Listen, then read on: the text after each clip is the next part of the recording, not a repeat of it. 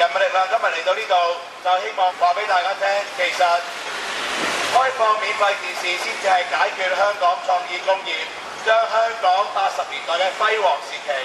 重新出發嘅唯一一個方法。人民力量今日由我主席劉家雄同埋我哋黃色衫嘅義工團隊嚟到西營盤，嚟到西環，嚟到石塘咀街頭，向各位街坊打招呼。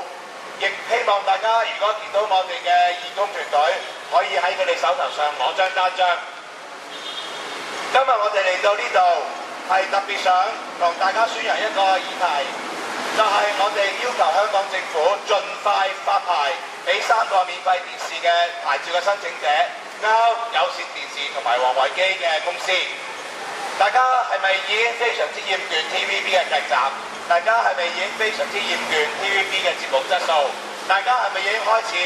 上網睇電視？係咪已經開始睇韓劇、日劇同埋台劇？原因好簡單，就係因為香港嘅免費電視得一台獨大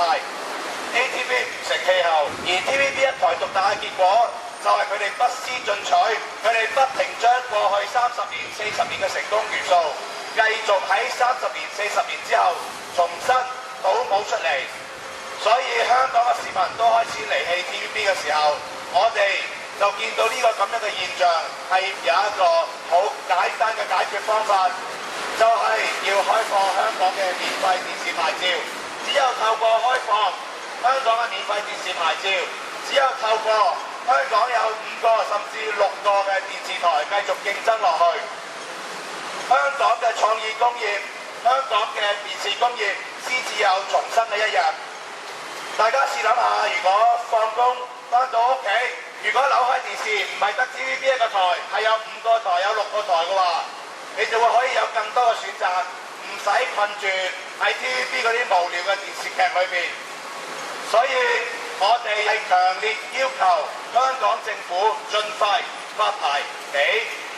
3個免費電視牌照嘅申請者，有線電視、Now 同埋王維基嘅公司。只有透過多元嘅競爭，無線電視先至會有進步，而香港市民先至會得益。關於開放免費電視牌照嘅呢個咁嘅討論已經諮詢多年，其實香港政府已經拍板決定會發多3個新嘅電視牌照。人民力量並唔明白點解去到而家仲未將呢3個新嘅牌照發俾嗰3個申請者。唯一個可能性就係其實面對新嘅特首上場，佢唔希望言論自由進一步放寬，佢害怕如果喺電視免費電視上都有競爭嘅話，政府會受到更多嘅監察。所以香港市民，各位喺西環同埋石塘咀嘅街坊，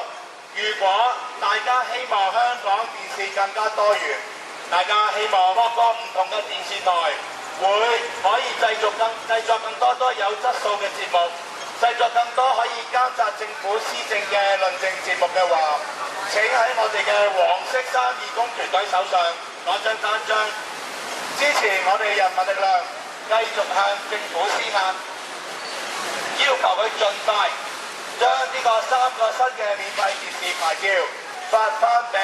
3個申請者，令到大家盡快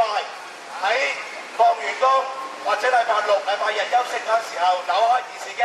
可以一睇就起碼有5個甚至6個電視台。大家係咪希望所有嘢都有更多嘅選擇？大家係咪希望唔單單淨係睇 TVB 嗰啲無聊嘅男女互介嘅劇集？大家係咪希望睇多啲更加資訊性嘅節目？譬如好似英國 BBC， 譬如日本 NHK， 更加多對於世界視野、擴闊大家世界視野有幫助嘅節目。如果大家希望香港嘅電視工業有進展，如果大家希望每一晚大家睇電視嗰陣時候會得到更大嘅娛樂，請喺我哋嘅黃色衫義工團隊手上攞張單張，支持我哋人民力量，支持人民力量喺議會裏邊同埋議會外邊繼續向呢個香港政府施壓，